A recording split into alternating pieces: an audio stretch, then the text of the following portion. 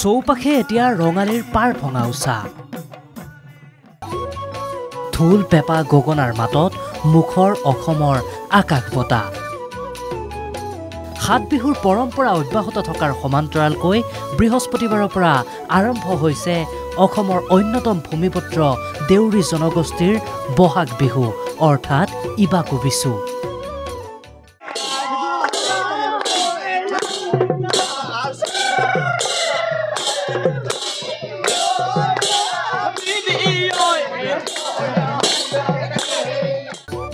ৰাজ্যৰ দেউৰী অধ্যুষিত অঞ্চলসমূহত এতিয়া ইবাকু বিচুক লৈ উখল মাখল পৰিৱেশ এই পৰিৱেশ লখিমপুৰৰ বিহপুৰীয়াৰ বাগৰা দেউৰী গাঁৱৰ বুধবাৰে উৰুকাৰ নিশা বিহু মৰাৰ পিছত বৃহস্পতিবাৰে এইদৰে দেখা গ'ল পৰম্পৰাগত বোকা বিহু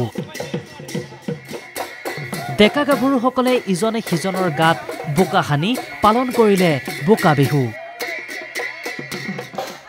দেউৰী লোকবিশ্বাস অনুসৰি আজিৰ দিনটোত গাত বোকা সানিলে সকলো ধৰণৰ চৰ্মৰোগৰ পৰা পৰিত্ৰাণ পায়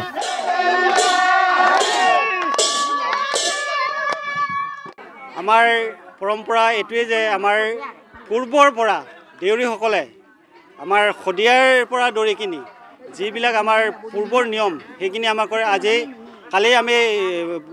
দেওশালত আমাৰ পূজা কৰা হয় বিহুটো তেওঁ ভগৱানৰ ওচৰৰ পৰা আমি খুজি লোৱা হয় তাৰ পিছত আজি আমাৰ মানুহৰ বিহু খালি গুদলিৰ পৰা আজিলৈকে বিহু মাৰি এতিয়ালৈকে আমি বিহু মাৰি আছো আজি এই পৰিৱেশ আকৌ মাজুলীৰ মাজৰ দেউৰী গাঁৱৰ ইয়াতো একেই পৰিৱেশ উলহ মালহেৰে গাঁওবাসীয়ে উদযাপন কৰিছে ইবাকু বিচু মিডিকুৰ পূজাৰী গৃহত বিহু খোলা পাতি গাঁৱৰ জীয়ৰী বোৱাৰী ডেকা গাভৰুৱে ভাগ লয় বোকা বিহুত যেহেতু এইটো আমাৰ বিহু বাপতি সম্পত্তি সেইটোৰ কাৰণে সকলোৱে উলহ মালহেৰে বিহু কৰিবলৈ আহিছে যেহেতু আমাৰ এই পৰম্পৰাগত নিয়ম এইটো আমি পূৰ্বপুৰুষ নমৰালৈকে এইটো কৰি থাকিম আমাৰ ৰীতি নীতিটো হ'ল যোৱাকালি আমাৰ মন্দিৰত বিহু পাতিছিলে আমাৰ কুকুৰা 15 জনী লাগে